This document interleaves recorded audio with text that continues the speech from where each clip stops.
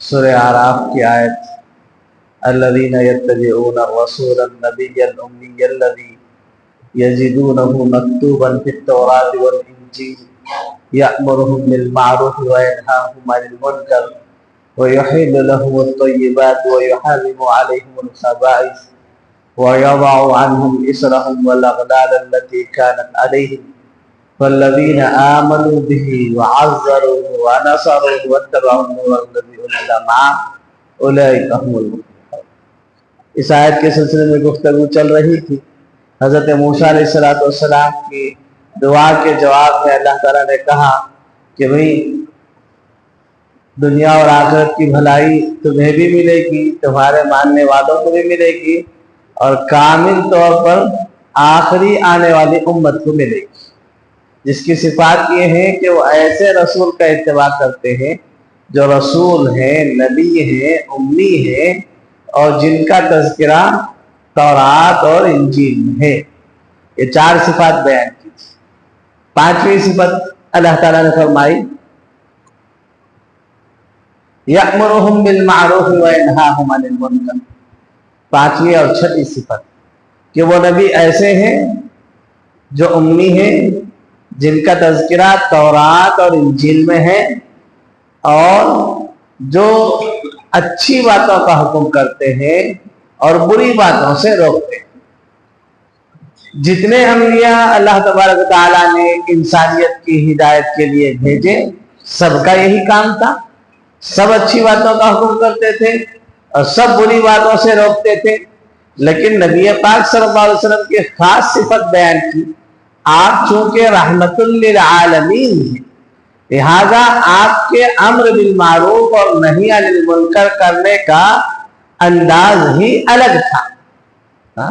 نبی پاک صلی اللہ علیہ وسلم نے فرمایا اوتیت جوامع الکلم، اللہ تعالیٰ نے مجھے جامع کلمات عطا فرمائے، یعنی ایسی بات کی ہے دیکھنے کو تو بہت چھوٹی، الفاظ بہت کم، لیکن معنی کے اعتبار سے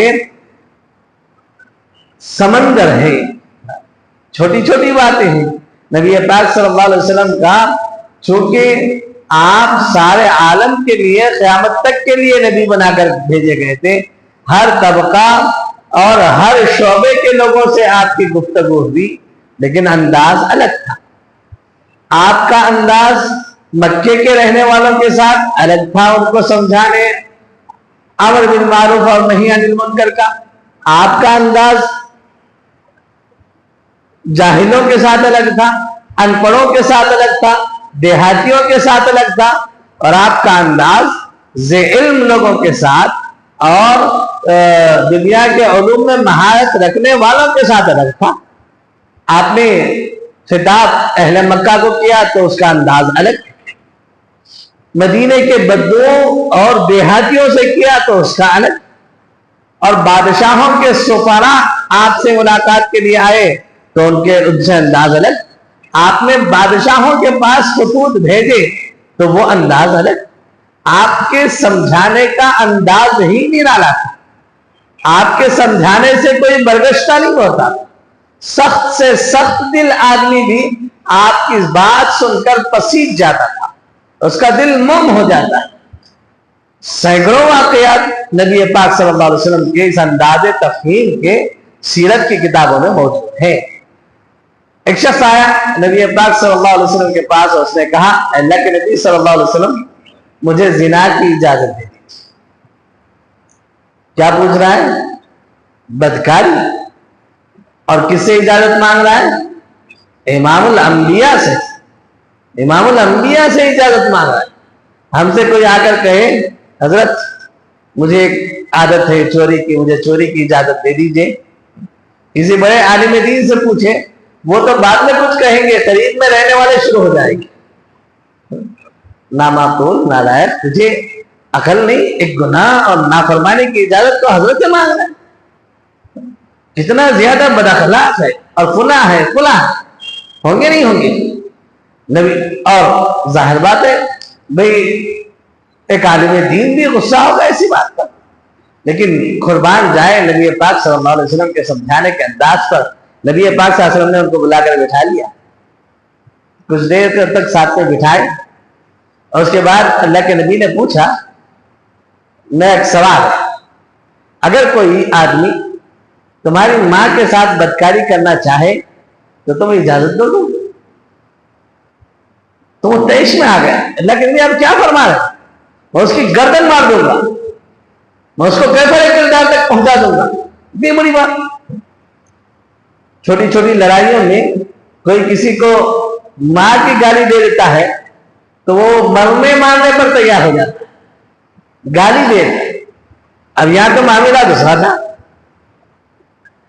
تو بہت کہا ٹھیک ہے تھوڑی دیر کا پوچھے، پھر کچھ دیر کے بعد کہا کہ اگر کوئی یہی معاملہ تمہاری بہن کے ساتھ کرنا چاہے غصے میں آ، بیوی کے ساتھ، بیٹی کے ساتھ، ایک عورت کے مرد کے ساتھ جتنے رشتے ہوتے ہیں ان تمام رشتوں کے بارے میں سوال کیا تو ہر مرتبہ وہ غصے میں آ جاتا ہے کہ اللہ کے لیے نہیں، برداشت نہیں ہوتا۔ جب اتنی بات ہو گئی نبی پاک صلی اللہ علیہ وسلم نے اس کو سمجھایا تم جس کسی کے ساتھ زنا کرو گے وہ بھی تو کسی کی ماں ہوگی، وہ بھی تو کسی کی بیوی ہوگی، وہ بھی تو کسی کی بہن ہوگی، وہ بھی تو کسی کی بیٹی ہوگی۔ اب اس بات جو ہے اتنے اچھے انداز میں کہی گئی تھی، وہ دل میں گھر کر توبہ کی اللہ کے نبی اس کے بعد میں کبھی زنا نہیں کرتا۔ کیا پیارا انداز تھا سمجھانے کا، امر بالمعروف اور نہی عن المنکر کا نبی پاک صلی اللہ علیہ وسلم کا اپنا ہی انداز تھا۔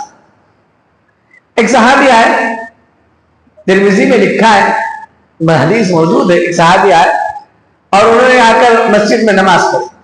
دیہاتی آدمی تھے، گاؤں کے آدمی تھے، اخلاق آداب کا ان کو پتہ نہیں ہوتا، نماز پڑھی اور نماز کے بعد دعا مانگی اور کہا کہ اللہم ارحمنی و محمدا ولا ترحم معنا احدا، یا اس طرح کے الفاظ، اے اللہ تم مجھ پر رحم فرما، محمد پر رحم فرما، ہمارے رحم میں کسی اور کو شامل نہ فرما۔ کیا دعا کی کہ صرف مجھ پر، صرف نبی پاک صلی اللہ علیہ وسلم پر رحم فرما، کسی اور پر رحم نہ فرما۔ نبی پاک صلی اللہ علیہ وسلم بیٹھے رہتے، اللہ کے نبی نے تبسم فرمایا اور دیکھا، کہا کہ اتنی کشادہ اور وسیع چیز کو کتنا چھوٹا کر دیا، اللہ کی رحمت اتنی وسیع ہے، انہوں نے اتنا چھوٹا کر دیا۔ مزاج میں اجڑ پن، گوار پن تھا، اس انداز سے سادگی تھی، جو سمجھ میں آیا وہ مانا، اور نماز ختم کرنے کے بعد مسجد کے کنارے بیٹھے اور پیشاب کرنے لگے۔ کہاں؟ مسجد نبوی میں ایک کنارے بیٹھے اور مسجد کے اندر ہی پیشاب کرنے لگے۔ پکی مسجد نہیں تھی، کچی مسجد تھی، مٹی کی تھی، تو صحابہ کرام مجھ سے بھی دوڑنے لگے اور کہا کہ نہیں چھوڑو، پیشاب کرتے وقت روکو مت۔ بھئی اگر آدمی گھبرا ہو جائے گا، گھبرا کے اٹھ کر بھاگے گا تو گندگی پھیلے گی اور پیشاب بند ہو جائے گا، تکلیف ہوگی۔ مسجد نبوی میں پیشاب، نبی پاک صلی اللہ علیہ وسلم نے کہا کہ چھوڑو چھوڑو، آرام سے فارغ ہو جائے۔ جب وہ پیشاب سے فارغ ہو گئے، صحابہ کرام رضوان اللہ تعالیٰ علیہ وسلم کو حکم دیا کہ بھئی یہاں جو پیشاب کیا ہے وہ اس کو اٹھواؤ اور لے جا کر باہر پھینک دو۔ مٹی تھی، کھدوا کر آپ نے باہر پھینکوا دی اور پھر وہاں پانی ڈلوا دیا اور پھر بلایا، بٹھایا، سمجھایا کہ یہ مسجد ہے پیارے، یہاں ذکر ہے، تلاوت ہے، اللہ کی عبادت ہے، گندگی یہاں نہیں کرتے۔ کیا انوکھا انداز تھا، کیا محبت بھرا انداز تھا۔ زندگی میں کبھی امن سرد ہوگا ان سے؟ ممکن ہی نہیں۔ صحابی کہتے میں اللہ کے نبی سے بڑھ کر کسی کو سمجھانے والا میں نے نہیں پایا۔ تو اللہ کے نبی صلی اللہ علیہ وسلم کے امر بالمعروف اور نہی عن المنکر کا انداز ہی نرالا، ہر ایک کو سمجھانے کا انداز جدا تھا۔ تو قرآن کریم میں پانچویں اور چھٹی صفت بیان ہے، وہ معروف کا حکم کرتے ہیں، اچھائیوں کا حکم کرتے ہیں، برائیوں سے روکتے ہیں۔ یہاں ایک بات یہ بھی سمجھنے کی، نبی پاک صلی اللہ علیہ وسلم نے جن کاموں کے کرنے کا حکم دیا وہ سب اچھی ہے، وہ انسانیت کے لیے اچھی ہے، صرف شریعت کے لیے نہیں، وہ انسانیت کے لیے اچھی ہے، اور اس سے اچھی بات کائنات میں ہو نہیں سکتی۔ ہمیں یہ احساس ہونا چاہیے، ہمیں اس کا اندازہ ہونا چاہیے، ہمارے دل میں یہ عقیدہ ہونا چاہیے۔ جب ہمارے دل میں یہ عقیدہ ہوگا کہ اللہ کے نبی نے جن جن کاموں کے کرنے کا حکم دیا وہ دنیا کے سب سے اچھی بات ہے، تو ہماری زندگی سے کوئی سنت چھوٹے گی؟ چھوٹے گی؟ بالکل نہیں چھوٹے گی۔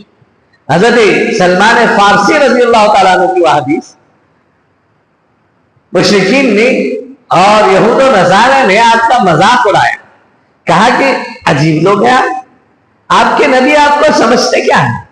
آپ گواہ ہیں، ان پڑھ ہیں، آپ کو کچھ نہیں آتا، کوئی بات آپ لوگوں نے نہیں سیکھی۔ مذاق اڑا رہے تھے کہ آپ کے نبی آپ کو پیشاب پاکانے کا طریقہ بھی بتاتے،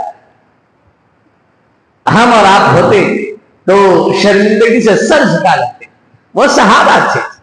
حضرت سلمان فارسی نے کہا ہاں سنو میں بتاتا ہوں اللہ کے نبی کیا بتاتے، تم بڑے سورما بنتے ہو اور تم بڑے روشن خیال اور مہذب بنتے ہو، اب میرے نبی نے کیا کیا چیزیں بتائی میں تمہیں بتاتا ہوں، تم بتاؤ تو صحیح، اتنی عمریں ہو گئی ہے، کیا یہ طریقے تمہیں معلوم ہے؟ تم بھی ضروریات سے فارغ ہوتے ہو۔ میرے نبی نے سمجھایا کہ دیکھو داہنے ہاتھ سے پیشاب پاخانہ نہ کرنا، کیا تمہیں پتا تھا؟ مسلمانوں کو چھوڑ کر دیگر اقوام کو اس کا لحاظ نہیں ہے، یہ فرق نہیں کرتے کہ گندگی کے لیے بایاں ہاتھ، اچھے کام کے لیے دایاں ہاتھ۔ لوگ کیا کرتے ہیں، یہ یورپ کے لوگ ضرورت سے فارغ ہوتے ہیں داہنے ہاتھ سے، اب وہ کھانے کے وقت یاد آتا ہے تو برا معلوم ہوتا ہے تو چمچ سے کھاتے۔ ایک غلطی انہوں نے یہ کی کہ جس ہاتھ کو جس کام کے لیے استعمال کرنا تھا اس کا ان کو اندازہ نہیں ہے، تو لہذا دھونے کے لیے داہنا ہاتھ استعمال کیا، ایک غلطی۔ اب کھانے میں کراہت محسوس ہو رہی تو چمچ سے کھانے لگے۔ شریعت نے بتایا، اللہ کے نبی نے بتایا کہ کھانے کے لیے بایاں، یہ کھانے کے لیے دایاں ہاتھ اور گندگی صاف کرنے کے لیے بایاں۔ تو حضرت سلمان فارسی نے کہا میرے نبی نے یہ سکھایا، میرے نبی نے سکھایا ہے کہ ضرورت کو جاتے وقت نہ قبلے کی طرف پیٹھ ہونی چاہیے نہ قبلے کی طرف چہرہ ہونا چاہیے۔ میرے نبی نے سکھایا ہے کہ گندگی سے صفائی نہیں ہوتی، گوبر کے ڈھیلے سے اور سوکھے ہوئے گوبر سے اور گندگیوں سے اس سے صفائی نہیں ہوتی۔ عرب میں چونکہ پانی کم تھا تو ضرورت سے فارغ ہونے کے لیے پانی کے علاوہ ڈھیلے وغیرہ استعمال کرتے تھے، کوئی بھی سوکھی چیز ملتی تھی اس کو استعمال کر لیتے تھے صفائی کے لیے۔ سمجھایا کہ اللہ کے نبی نے یہ بتایا ہے کہ کھانے کی چیز سے صفائی نہیں کرے، ہڈیوں سے صفائی نہ کرے، ڈھیلے استعمال کرے تو کم سے کم 3 استعمال کرے، اس میں صفائی کا زیادہ اہتمام ہے۔ یعنی ایک ایک چھوٹی سی چھوٹی چیز تک اللہ کے نبی نے بتائی اور سمجھا کر گئے کہ مسلمان اپنی زندگی کے کسی شعبے کے کسی عمل میں کسی اور کے محتاج نہ رہے۔ تو اللہ کے نبی نے جتنی باتیں بتائی وہ معروف ہیں، وہ اچھی ہیں، اور جن جن باتوں سے روکا وہ منکر ہے، بری ہے، ناپسندیدہ ہے۔ یأمرهم بالمعروف وینہاہم عن المنکر ویحل لهم الطیبات، اور ہمیں بھی امر بالمعروف اور نہی عن المنکر کرنے میں نبی پاک صلی اللہ علیہ وسلم کا اسوہ اختیار کرنا چاہیے، وہ محبت اختیار کرنی چاہیے، وہ ہمدردی اختیار کرنی چاہیے، وہ بولنے کا انداز اختیار کرنا چاہیے، وہ سمجھانے کا انداز اختیار کرنا چاہیے۔ اگر ہم وہ انداز اختیار کریں گے تو پھر کسی کو ہم سے اختلاف نہ ہوگا، کوئی ہماری بات کو ٹالے گا نہیں، ہماری بات کو انکار نہیں کرے گا۔ وہ محبت، وہ شفقت، وہ ہمدردی، وہ سمجھانے کا انداز اگر ہوتا۔ 7ویں بات عطا فرمائی، یأمرهم بالمعروف وینہاہم عن المنکر ویحل لهم الطیبات ویحرم علیہم الخبائث۔ اللہ کے نبی صلی اللہ علیہ وسلم پاکیزہ چیزیں تمہارے لیے حلال کر، یعنی کھانے پینے میں جتنی چیزیں اللہ کے نبی نے حلال کی ہے وہ کیا ہے، وہ سب کے سب پاکیزہ چیزیں، وہ انسان کے اخلاق اور کردار کو بنانے میں مؤثر کردار ادا کرتے۔ تو جو اللہ کے نبی نے حلال قرار دیا وہ سب پاکیزہ، وَيُحَرِّمُ عَلَيْهِمُ الْخَبَائِثَ، اور اللہ کے نبی صلی اللہ علیہ وسلم خبیث اور گندی چیزوں کو حرام کرا۔ جن جانوروں کو اللہ کے نبی نے حلال کیا سب پاکیزہ ہیں، اور جن کھانوں کو آپ نے حلال کیا سب پاکیزہ ہیں، اور جن آمدنی کے ذرائع کو اللہ کے نبی نے حلال کیا وہ سب پاکیزہ ہیں، اور جن جانوروں کو حرام کیا وہ گندگی ہے، انسانیت کے لائق نہیں ہے، اور جن چیزوں کو حرام کیا وہ سب گندے ہیں، اور جن ذرائع آمدنی کو حرام کیا وہ بھی ہے ناپاک اور نجس ہے، اور انسان کے اخلاق کو، کردار کو دنیا اور آخرت میں بگاڑتا، دنیا اور آخرت دونوں کے لیے تباہ کن ہے۔ ساتویں اور آٹھویں صفت بیان، ساتویں صفت کہ وہ پاکیزہ چیزوں کو حلال قرار دیتے ہیں اور گندی چیزوں کو حرام قرار دیتے ہیں۔ وہ بہت سی چیزیں ہیں حرام ہیں، معلوم ہے، لیکن اس کے باوجود لوگ کھاتے ہیں اور مختلف بہانے کرتے ہیں۔ مثال کے طور پر گھوڑ پھوڑ، بعض لوگ مکروہ کا مطلب کیا ہے؟ مکروہ اور مکروہ تحریم میں الفاظ کا فرق ہے، حرام اور مکروہ میں الفاظ کا، عقیدے کا فرق ہے، عمل کے اعتبار سے دونوں برابر، یہ بھی نہیں کھا سکتے وہ بھی نہیں کھا سکتے۔ الفاظ کے استعمال میں تو کہاں احتیاط کرتے کہ اس کے لیے دلیل الگ ہے، اس کے لیے دلیل الگ ہے، اس لیے تھوڑا سا نرم لفظ استعمال کرتے ہیں، لیکن عمل کے اعتبار سے مکروہ تحریمی اور حرام دونوں ایک جیسے۔ بعض لوگوں کو دیکھا گیا کہ بھئی بکرا ذبح کرتے ہیں تو خون کسی تھالی میں پکڑ لیتے، جماتے اور پھر اس کو استعمال کرتے ہیں۔ قرآن نے خون کو حرام کر دی، حلال جانور نے 7 چیزیں حرام قرار دی، مکروہ قرار دی۔ جانور کے بیج ہوتے تو دیکھا جاتا ہے کہ لوگ اس کو لا کر کھاتے ہیں۔ بھئی اگر اس میں کوئی فائدہ ہوتا، کوئی انسانیت کی بھلائی ہوتی، اللہ کے نبی کیوں حرام قرار دیتے؟ ایسی بہت سی چیزیں لوگ احتیاط کیے بغیر کھاتے ہیں، کہتے کوئی حرج نہیں، غلط بات ہے۔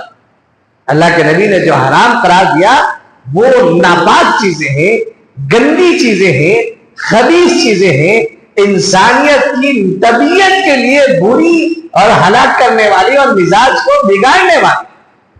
تو اللہ کے نبی پاکیزہ چیزوں کو حلال قرار دیتے ہیں اور گندی چیزوں کو حرام قرار دیتے ہیں۔ اور وَيَضَعُ عَنْهُمْ إِصْرَهُمْ وَالْأَغْلَالَ الَّتِي كَانَتْ عَلَيْهِمْ، 90 چیز بیان فرمائی کہ نبی وہ ہیں بوجھوں کو اور گلے کے توق کو اتار دیتے، یعنی نبی پاک صلی اللہ علیہ وسلم کو اللہ نے ایسی شریعت، ایسے احکامات دیے جو پہلی شریعتوں میں سخت اور مشکل احکامات تھے وہ ختم کر دیے۔ بنی اسرائیل میں ان کے جرائم کی وجہ سے، ان کی بدعملیوں کی وجہ سے، ان کی بد اخلاقیوں کی وجہ سے بہت سی حلال چیزیں اللہ نے حرام کر دی تھی، بہت سے مشکل احکامات ان پر لاگو کیے تھے، وہ اللہ نے نہیں کیے تھے، انہوں نے اپنے جرم کی وجہ سے اپنے لیے ایسے احکامات کر کے مستحق بن گئے۔ مثال کے طور پر گائے کو ذبح کرنے کا حکم دیا تو خواہ کے سوالات کرنے لگے، ایسے صفات گائے کے بیان کیے وہ مل ہی نہیں، اور ملی بھی تو بہت مہنگی ملی۔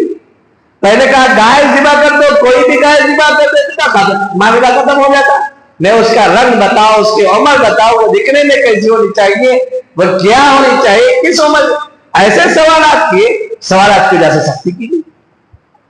اسی طرح یہودیوں پر، بنی اسرائیل پر ہفتے کے دن دنیاوی کام کاج کرنا بالکل منع کر دیا گیا، مسلمانوں کے لیے منع نہیں کیا گیا۔ جمعہ ہے، خاص دن ہے، خاص عبادت ہے، جمعہ کی نماز اہتمام کے ساتھ پڑھنی چاہیے، لیکن جمعہ کی اذان سے پہلے اور پھر جمعہ کی نماز کے بعد دنیا کا کوئی بھی کاروبار کر سکتے، کوئی روک ٹوک نہیں۔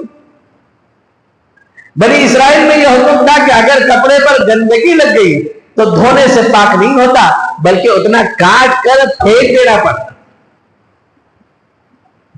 بنی اسرائیل میں یہ حکم تھا اگر کوئی کسی کو قتل کرے, چاہے وہ جان بوجھ کر قتل کرے چاہے غلطی سے قتل کرے, اس کے بدلے میں قاتل کو قتل کرنا ہی ضروری تھا. شریعت نے سہولت دے دی. قتل کے الگ الگ قسمیں ہیں.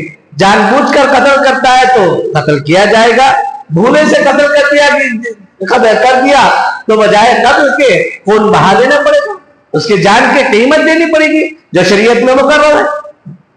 اسی طرح اگر جنگ میں مال غنیمت ہاتھ آ جائے تو بنی اسرائیل میں یہ تھا کہ اس کو استعمال نہیں کریں گے, وہ سارا مال غنیمت جمع کریں گے اور آگ لگا دیں گے. اور مسلمانوں کو یہ چیز حلال کر دی گئی. مال غنیمت وہ احلت لیہ الغنائم, اللہ کے نبی نے فرمایا میری بہت سی خصوصیات ہیں, ان میں سے ایک خصوصیت یہ ہے کہ غنیمت میرے لیے حلال کیا ہے. بنی اسرائیل کے لیے عبادت کی خاص جگہیں تھی, ان جگہوں پر ہی عبادت کر سکتے تھے, باہر ہر جگہ عبادت نہیں کر سکتے. اور اس امت کے لیے یہ آسانی فراہم کی, راستے میں جا رہے کہیں روڈ پر جنگل میں نماز کا وقت آئے, کھڑا کرے, گاڑی کھڑا کرے اور روکے, سفر کو روکے, وضو کرے, اگر پانی نہیں ملتا تو تیمم کر لے اور کہیں بھی کپڑا بچھا کر نماز پڑھ لے, نماز پڑھ جائے گی. نبی پاک صلی اللہ علیہ وسلم کے نے وہ تمام سختیاں اور وہ تمام مشکل احکامات, مشقت والے احکامات امت سے, امت کی گردنوں سے اتار دی. اللہ کے نبی صلی اللہ علیہ وسلم نے فرمایا کہ میں تمہارے لیے ایسی شریعت لے کر آیا ہوں جو بہت آسان ہے, اس کے باوجود ہم عمل نہ کریں تو ہماری بدبختی کے لیے اور کیا چاہیے. اتنی آسان شریعت. آدمی کھڑے ہو کر نماز نہیں پڑھ سکتا, بیٹھ کر پڑھ لے. بیٹھ کر نہیں پڑھ سکتا, لیٹ کر پڑھ لے. رکوع سجدہ نہیں کر سکتا, اشارے سے پڑھ لے. پانی استعمال نہیں کر سکتا, تیمم کر لے. کتنی آسانیاں ہیں. اگر کوئی آدمی سفر میں جا رہا ہے, گاڑی میں بیٹھا ہوا ہے, ٹرین میں ہے, بس میں ہے اور رش ہے, بیٹھا ہوا ہے, سیٹ ملی ہے, اٹھ نہیں سکتا, وضو نہیں کر سکتا, نماز نہیں پڑھ سکتا. بس میں ظاہر بات ہے اتنی جگہ ہوتی نہیں کہ بے مصلی بچھا کر نماز پڑھے, وضو بھی نہیں, تو ایسی صورت میں کیا کریں. فقہاء نے مختلف احکامات بیان کیے. صاحبین کے نزدیک یہ ہے ایسے وقت پر تشبہ بالمصلین اختیار کریں, یعنی نماز پڑھنے والوں کی ہیئت بنا لے. وضو نہ ہو تب بھی سیٹ پر بیٹھے بیٹھے اشارے کر لے. اب اس اشارے کرنے سے کیا ہوگا, نماز ہوگی؟ نماز تو نہیں ہوگی, لیکن نماز کے وقت میں نمازیوں جیسی صورت اختیار کی, لہذا قضا کرنے کا گناہ نہیں ہوگا. یعنی کتنی سہولت دی گئی, کتنی آسانی دی گئی ہے, لیکن ہم ہیں کہ عمل کرنے کے لیے تیار نہیں. ہمارے لیے بھاری ہوتی ہے. دل میں اگر یہ ہو کہ اللہ کے نبی نے جو احکامات دیے ہیں وہ بہت آسان ہے, شریعت بہت آسان ہے, بلکہ شریعت نام ہے ایسی زندگی گزارنے کا جس میں خود کے لیے بھی آرام اور راحت ہو, ساتھ میں رہنے والوں کے لیے بھی آرام اور راحت. وَيَضَعُ عَنْهُمْ إِسْرَهُمْ وَالْأَغْلَالَ الَّتِي كَانَتْ عَلَيْهِمْ, اور یہ نبی وہ ہیں جو ان پر سے بوجھوں کو اتارتے ہیں, اور ان کے گلوں میں جو توق پڑے, یہ تشبیہ کہ مشکل احکامات پہلی امتوں میں جو دیے گئے تھے وہ سارے مشکل احکامات یہ نبی آ کر ختم کریں گے, اور یہ جو شریعت اور جو احکامات دیں گے وہ بہت سادے, بہت آسان, عمل کرنے میں بہت سہولت والے ہوں گے. یہ 9 صفات اللہ کے نبی کے بارے میں بیان فرمائی.